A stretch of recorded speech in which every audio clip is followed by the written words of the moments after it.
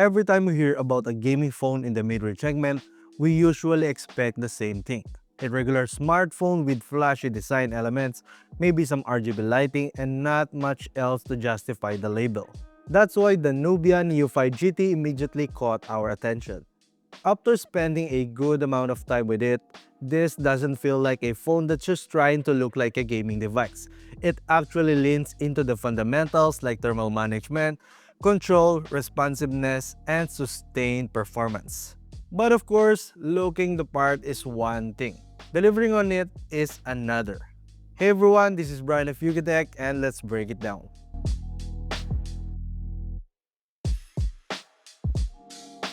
Starting with the design, the Nubia Neo 5 GT already gives off the unmistakable gaming phone vibe.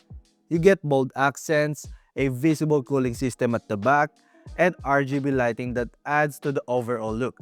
It's not subtle and clearly, it's not trying to be. But once we actually pick it up, what stands out more is how it feels. Despite having a built-in cooling fan, the phone is lighter than expected. At the same time, it doesn't feel cheap or hollow. There's enough weight to make it feel solid, and the aluminum frame helps reinforce that. It strikes a nice balance between substantial and still comfortable for longer gaming sessions. One of the standard details here is the completely flat back. There's no camera bump at all. The camera sits flush under the same glass as the rear panel. So when you place the phone on a table, it just stays put. No wobble, no rocking. If you play in landscape mode often, that's a small detail you'll appreciate almost immediately. The design is not just for aesthetics either. At the back, there's a circular window that shows off part of the cooling system along with its lighting. More importantly, the phone uses a true flow cooling design with an intake vent on the left side and an exhaust on the right, allowing air to move more efficiently across the internals. On the right side, you'll find the volume rocker and a textured red power button that's easy to locate by feel alone. This is also where the shoulder triggers are located. They're positioned exactly where your index fingers would rest in landscape mode. And once mapped in games, they add a noticeable layer of control that you don't usually get in this price range. You'll also find the exhaust vent for the cooling fan here. On the left side, things are more minimal. You'll see the intake vent for the cooling system, placed in a way that your grip naturally avoids blocking it during gameplay. At the bottom, you've got the USB-C port, speaker grill, microphone, and dual SIM tray. Up top, there's another speaker from the earpiece and a secondary microphone, completing the stereo setup, which helps keep audio balance when gaming in landscape. Looking at the front, the display dominates most of the space. The bezels are relatively thin, although the bottom chin is slightly thicker. Overall, the design is bold, and while it may not appeal to everyone, most of the choices here feel intentional, especially when you start using the phone the way it's meant to be used. Moving on to the display, this is easily one of the stronger aspects of the Nubia Neo 5 GT. It features a large 6-point-inch AMOLED panel with a 1.5K resolution and a 144Hz refresh rate. Right away, you'll notice how smooth everything feels. Whether scrolling through the apps or playing fast-paced games, the high refresh rate makes the entire experience feel fluid. Beyond smoothness, responsiveness is another key highlight. The phone comes with a 3049Hz instant touch sampling rate. And while that might sound like just another spec on paper, it's something you can actually feel, especially in competitive games. Inputs register quickly with very little delay between what you do and what you see on the screen. You'll also get vibrant AMOLED colors, deep blacks, and good overall sharpness thanks to the 1.5K resolution. With peak brightness going up to around 4500 nits, visibility outdoors isn't really an issue. Even under direct sunlight, the screen remains readable. The panel is flat, which helps avoid accidental touches and unwanted reflections, making it more practical for gaming. For audio, the phone comes with stereo dual speakers with DTS-X Ultra support. The sound is fairly balanced, with clear highs, decent mids, and enough presence on the low end to make games and videos enjoyable. For biometrics, there's an under-display optical fingerprint sensor that is reliable and fast enough for everyday use. Now, when it comes to cameras, we need to be realistic. This is still a gaming-first phone, so the cameras are not the main attraction. The rear setup includes a 50 megapixel camera without OIS and an 8 megapixel selfie camera. In proper lighting, photos look clean and colors are fairly accurate. However, once you start zooming in, quality drops noticeably. Low light shots also show more noise, which isn't too surprising given the phone's priorities and image processing. The safest way to use the camera is in daylight or well-lit environments, where results are perfectly usable for casual shots and social media. Moving on to performance, the Nubia Neo 5 GT is powered by the MediaTek Dimensity 7400 chipset, paired with up to 12 GB of RAM and 512 GB of internal storage.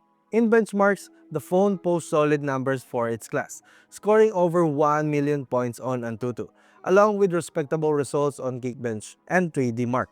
We'll flash the full benchmark results on screen so you can take a closer look. In actual use, those numbers translate into a smooth and consistent experience. Everyday tasks like app switching, browsing, and general navigations feel quick and responsive, with no noticeable slowdowns.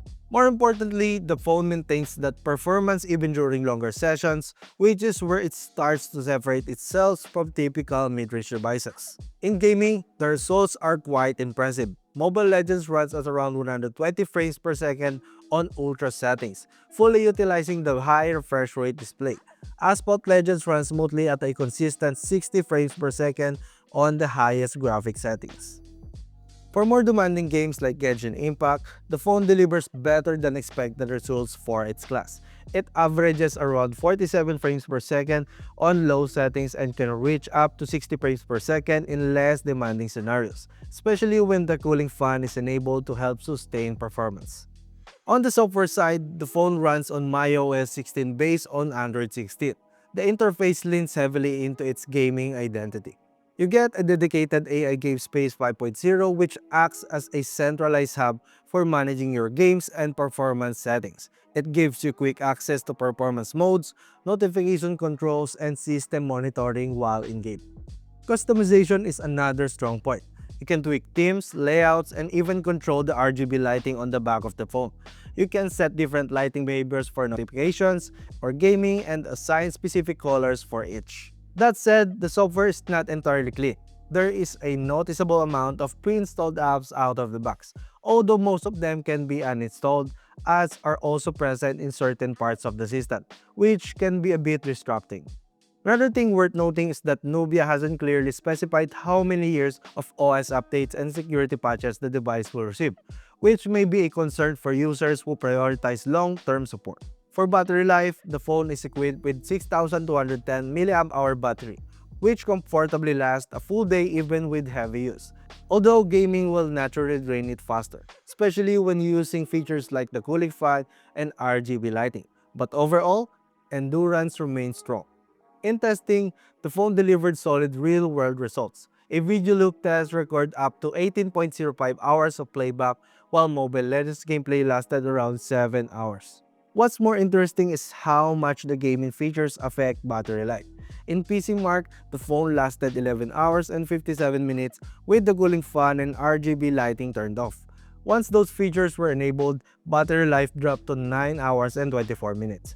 That's a noticeable difference, and it clearly shows the trade-off between maximizing performance and preserving endurance. One feature we really appreciate here is bypass charging, which help reduce the build-up and minimize battery wear over time, especially during longer sessions. Charging speeds go up to 80 watts using the included charger in the box. Connectivity is straightforward and practical. You get a support for 5G, Wi-Fi 6, Bluetooth 5.4, NFC, and dual SIM. There's also a 360-degree antenna system designed to maintain signal strength during gaming, especially when holding the phone horizontally. For pricing, we'll leave that in the description below so you can check the latest details. Taking everything into account, the Nubia Neo 5 GT feels like a more deliberate and focused take on what a mid-range gaming phone should be. Instead of trying to chase flagship-level specs, it prioritized the fundamentals like sustained performance, effective cooling, responsiveness, and battery endurance. But there are some strong trade-offs. The cameras are serviceable at best. The software includes some bloatware and ads, and long-term update support is unclear. But if gaming performance is your priority, this stands out as one of the more compelling options in this price range.